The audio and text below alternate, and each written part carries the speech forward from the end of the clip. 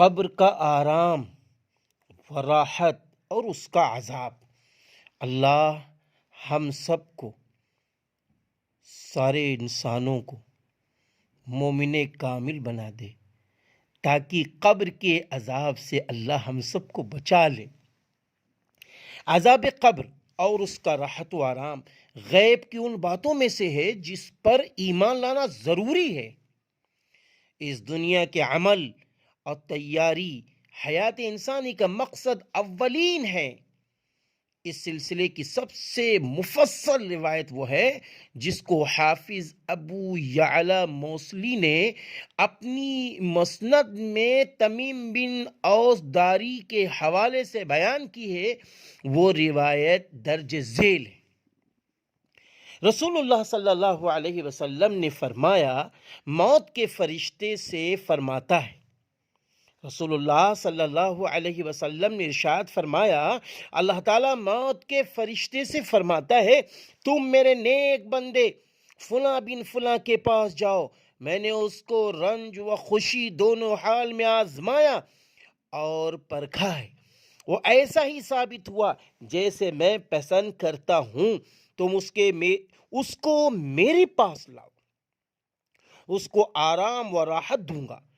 آقا کا حکم پا کر فرشتہ موت 500 فرشتوں کے ہمراہ، جن کے ساتھ کفن اور جنت کی خوشبو، حنوط اور خوشبودار پھولوں کی تھالی ہوتی ہے، تیز خوشبودار مشک میں بسا ہوا سفید ریشم ہوتا ہے، اس نیک بندے کے پاس جاتا ہے اور یہ فرشتہ اللہ کے نیک بندے کے پاس بیٹھ جاتا ہے، اور دیگر فرشتے چاروں طرف سے اس کے گرد حلقہ بنا لیتے ہیں، اور ہر فرشتہ اس شخص کے کسی عضو پر ہاتھ رکھ دیتا ہے۔ پھر یہ سفید ریشم اور مشک اس کی ٹھڈی کے نیچے ڈال دیا جاتا ہے، اور اس کے لیے جنت کا ایک دروازہ کھول دیا جاتا ہے، اور اس کی روح کو جنت کی نعمتوں سے اس طرح بہلا دیا جاتا ہے جس طرح روتے ہوئے بچوں کو ان کے گھر والے بہلاتے ہیں۔ اور فرشتہ موت کہتا ہے، اے پاکیزہ روح، تو میرے کانٹے کی بیری تہ بتہ کیلوں دور تک پھیلے ہوئے سائے اور پانی کی جھرنوں میں چل۔ آپ نے فرمایا، فرشتہ موت اس شخص کے ساتھ مہربان ماں سے بھی زیادہ شفیق ہوتا ہے۔ اس کو معلوم ہوتا ہے کہ یہ روح اپنے رب کو محبوب اور پیاری ہے، لہذا وہ اس روح کے ساتھ اپنے لطف مہربانی کے سلوک میں اللہ تعالیٰ کی رضا کا طالب ہوتا ہے۔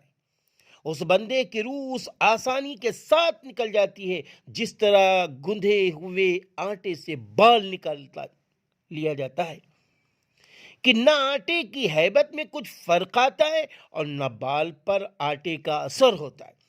اللہ تعالیٰ کا ارشاد ہے، الذین تتوفاہم الملائکۃ طیبین، سورہ نحل آیت نمبر 32۔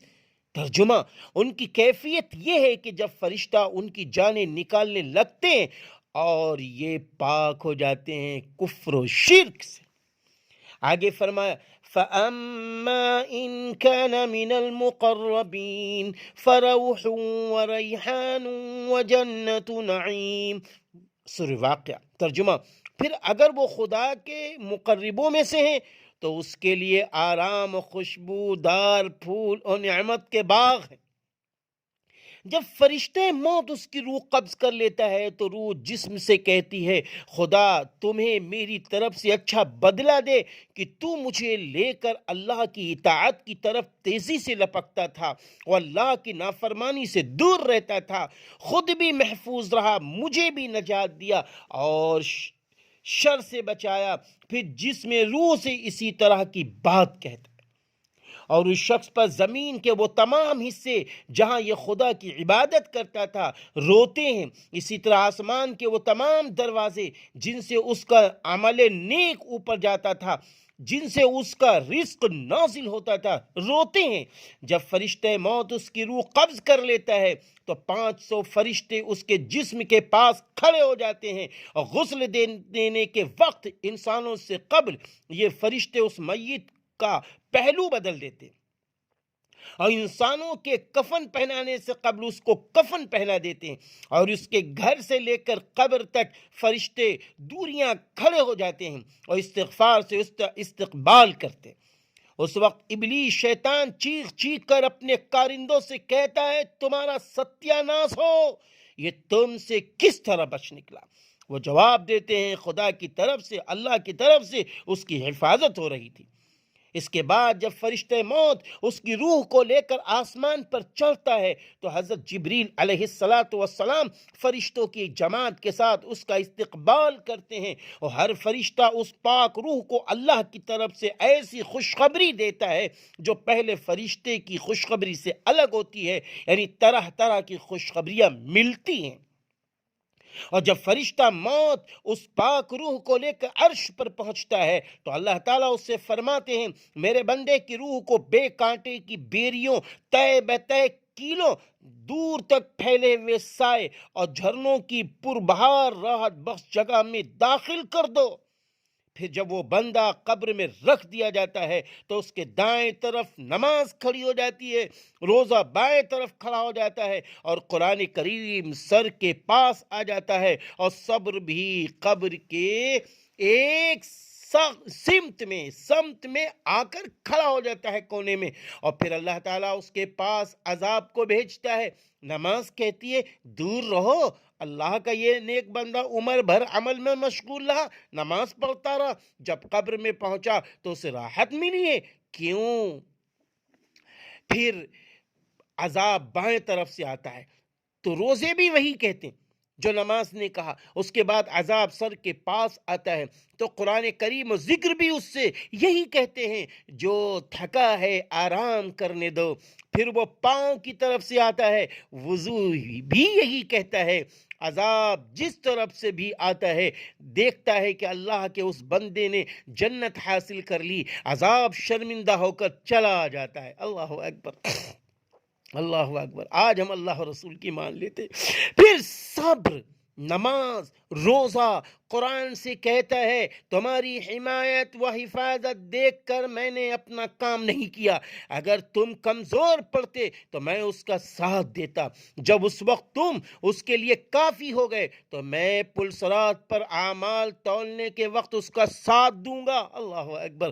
اس کے بعد اللہ تعالیٰ دو فرشتوں کو بھیجے گا جن کی آنکھیں چکا چوند کر دینے والی بجلی کی مانند ہوں گی، آواز ان کی بجلی کی زبردست کڑک جیسی ہوگی، دانت بڑے بڑے سینگ جیسے ہوں گے، ان کی سانس ایسی گرم ہوگی جیسے شعلے نکل رہے ہوں، رحم و کرم ان میں نام کا نہ ہوگا۔ ان دونوں فرشتوں کا نام منکر نکیر ہے، اللہ حفاظت فرمائے۔ وہ دونوں کے ہاتھ میں اتنا وزنی ہتھوڑا ہوگا کہ قبیلہ ربیہ و مضر کے سب لوگ جمع ہو کر اٹھائیں تو نہیں اٹھا سکتے۔ یہ دونوں فرشتے اس شخص سے کہیں گے بیٹھ جاؤ، جب بیٹھ جائے گا وہ مردہ اور کفن کھسک کر کمر پر آ جائے گا تو پھر اس سے فرشتے سوال کریں گے تمہارا رب کون ہے، تمہارا دین کیا ہے، تمہارا نبی کون ہے؟ یہ سن کر صحابہ اکرام رضی اللہ عنہم اجمعین نے عرض کیا اللہ کے رسول صلی اللہ علیہ وسلم آپ ان دونوں فرشتوں کی یہ ہیبت ناک صورت بیان فرما رہے ہیں تو ان سے بول کون سکے گا؟ اللہ کے رسول صلی اللہ علیہ وسلم نے جواب میں فرمایا یثبت اللہ الذین آمنوا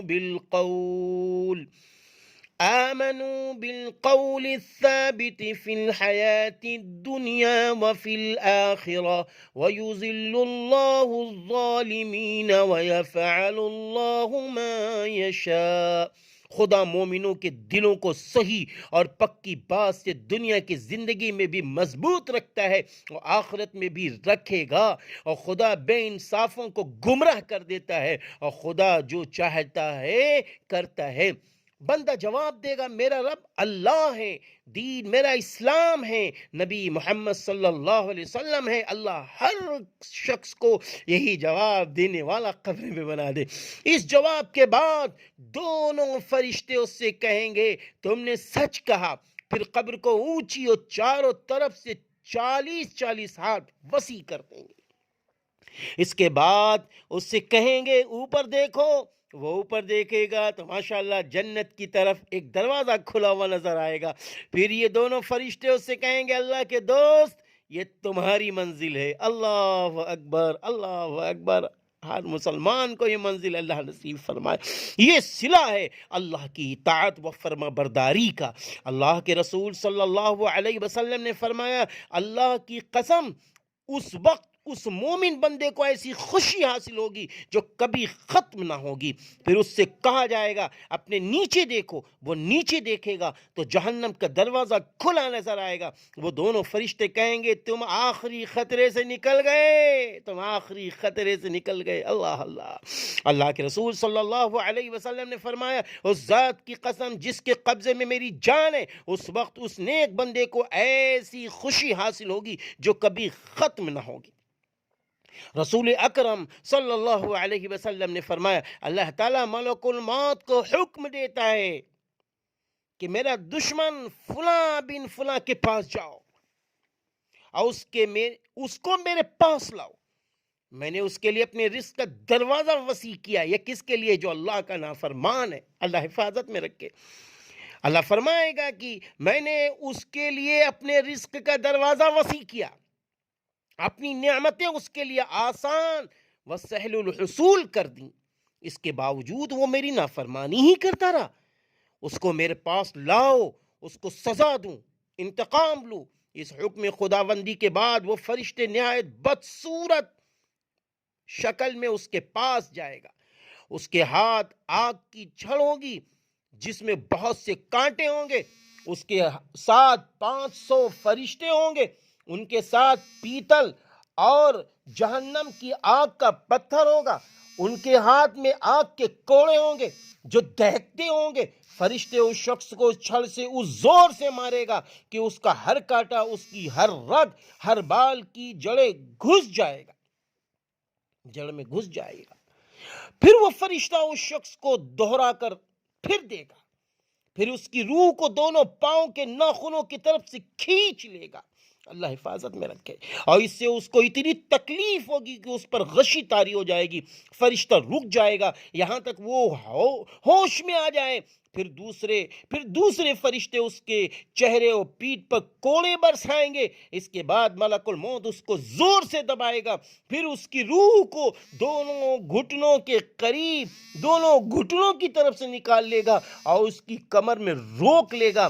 شدت تکلیف سے خدا کا یہ دشمن پہلے سے زیادہ سکرات و غشی میں مبتلا ہو جائے گا. ملک الموت پھر رک جائے گا تاکہ اس کو ہوش آ جائے گا اور فرشتے اس کے چہرے اور پشت پر آگ کے کوڑے برسائیں گے. اللہ حفاظت میں رکھے, اللہ حفاظت میں رکھے. ملک الموت کا یہ عمل برابر جاری رہے گا حتیٰ کہ اس کی روح کو سینے سے اس کے بعد حلق سے نکالے گا. پھر فرشتے پیتل اور جہنم کے انگارے کو اس کی ٹھڈی کے نیچے رکھ دیں گے اور ملک الموت کہے گا اے ملعون روح, تو دوزخ کی لپٹ اور کھولتے ہوئے پانی اور سیاہ دھوئیں کے سائے میں جو نہ ٹھنڈا ہے نہ خوشنما ہے چل. اللہ حفاظت فرمائے. اللہم حفظنا منہم. جب فرشتہ اس کی روح قبض کر لے گا تو روح جسم سے کہے گی خدا تمہاری بدترین, خدا تمہیں بدترین بدلہ دے. تو خدا کی نافرمانی کی طرف مجھ کو بھی بڑی تیزی سے کے ساتھ لے کر بڑھتا تھا, وہ اللہ کی اطاعت میں سستی کرتا تھا. تو برباد ہوا, مجھے بھی برباد کیا.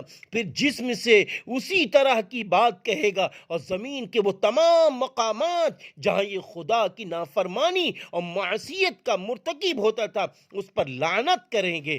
اور شیاطین ابلیس کے پاس جائیں گے اور اس کو خوشخبری سنائیں گے انہوں نے اولاد آدم میں سے ایک فرد کو جہنم میں داخل کر دیا.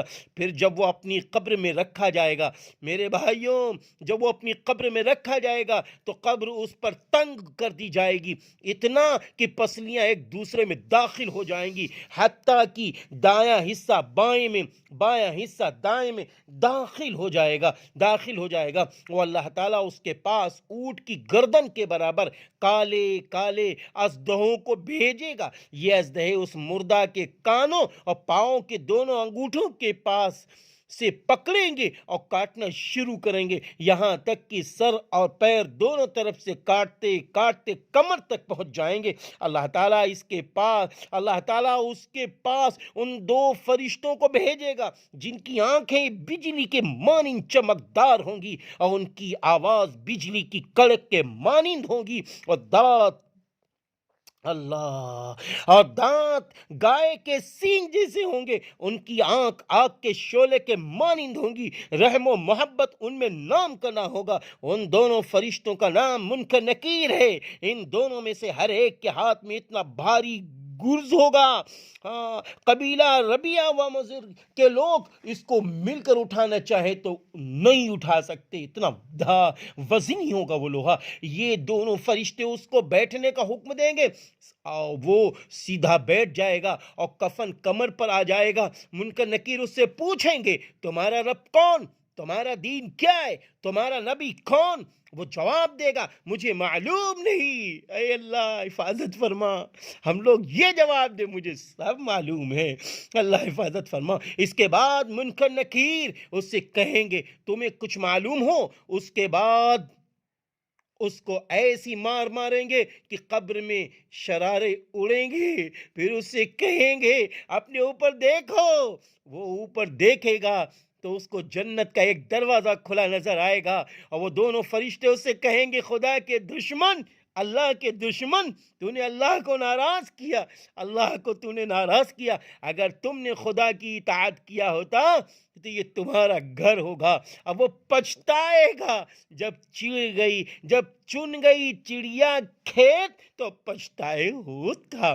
اللہ کے رسول صلی اللہ علیہ وسلم نے فرمایا اس وقت اس کو ایسا افسوس، ایسی حسرت ہوگی کہ کبھی ختم نہ ہوگی۔ فرشتے پھر اس سے کہیں گے اپنے نیچے دیکھو، نیچے دیکھے گا تو جہنم کا ایک دروازہ کھلا نظر آئے گا۔ فرشتے اس سے کہیں گے تم نے خدا کی نافرمانی کی، اس لیے یہ ہے تمہارا ٹھکانہ، یہ ہے۔ اللہ حفاظت فرمائے۔ اللہ کے رسول صلی اللہ علیہ وسلم نے فرمایا اس وقت اس کے دل میں ایسی حسرت ہوگی جو کبھی ختم نہ ہوگی۔ یہ ہے قبر کا عالم، اور آخری و یقینی منزل و ٹھکانہ ہر انسان کا ہے۔ وہاں تک رسائی میں کچھ دیر لگے لیکن آئے گا تو ضرور، لہذا انسان کو چاہیے کہ اس آخری منزل کو اعمال صالحہ کے ذریعے وسیع و روشن کرنے میں کوشاں رہے، اور عمر کو طلب دنیا کے خاطر ایک دوسرے سے مسابقت اور اس پر کتوں کی طرح گرنے میں نہ صرف کر دے۔ اللہ تعالیٰ نے اپنے کمزور بندے کے رزق کی تو ضمانت لی ہے، لیکن آگ سے نجات و خلاصی کی ضمانت نہیں لیا ہے۔ صاحب عقل و فہم شخص اس چیز کے حاصل کرنے کی کوشش کرتا ہے جس کی اللہ تعالیٰ نے ضمانت نہیں لیا ہے، اور وہ اس کو درست کرنے اور سنوارنے میں کوشاں رہتا ہے جس کی خدا نے ضمانت لیا ہے، اس کو ضمانت لینے والے کے حوالے کر دیتا ہے۔ اس لیے ہمیں چاہیے کہ نبی کی سنتوں کو زندہ کریں، صحابہ سے محبت کریں اور سچ بولیں، ایمانداری کی زندگی گزاریں، کسی کو دھوکہ نہ دیں، جھوٹ نہ بولیں، ماں باپ کا فرمان زندہ کریں، ماں باپ سے محبت کریں، اپنی بیویوں کے ساتھ اچھا برتاؤ کریں، اپنے بچوں کو وہ تعلیم دیں جس سے ان کی دنیا و آخرت بنے۔ اس دنیاوی زندگی میں خوشحال، مالدار اور تنگ حال اور فقیر دونوں ہی برابر ہیں۔ اس کے بعد قبر میں دونوں ہی کو جانا ہے۔ ہر شخص کی زندگی کا ورق الٹے گا اور اس کی متاع حیات ختم ہوگی، اس کا مال و اسباب دوسروں میں تقسیم ہوگا اور اس کو لوگ بھول جائیں گے۔ آج ہم دیکھتے ہیں یہ سب مناظر ہمارے سامنے ہیں، اس کے ساتھ ہی اس کے نیک اعمال ہی جائیں گے اور وہی اس کو فائدہ پہنچائیں گے۔ یہی نماز، یہی روزہ، یہی قرآن پاک کا پڑھنا، یہی ایمانداری کی زندگی، یہی اللہ کو راضی کرنا، اپنے گناہوں پہ رونا، آنسوؤں کو بہانا، مسجد کو آباد کرنا، گھر میں قرآن کریم کا پڑھنا، جھگڑوں سے بچنا، سود و رشوت سے بچنا، یہی چیزیں انشاءاللہ قبر میں کام آئیں گی۔ اللہ نہ کرے کبھی کوئی ستائے تو صبر کرنا، یہ سب چیزیں قبر میں کام آئیں گی۔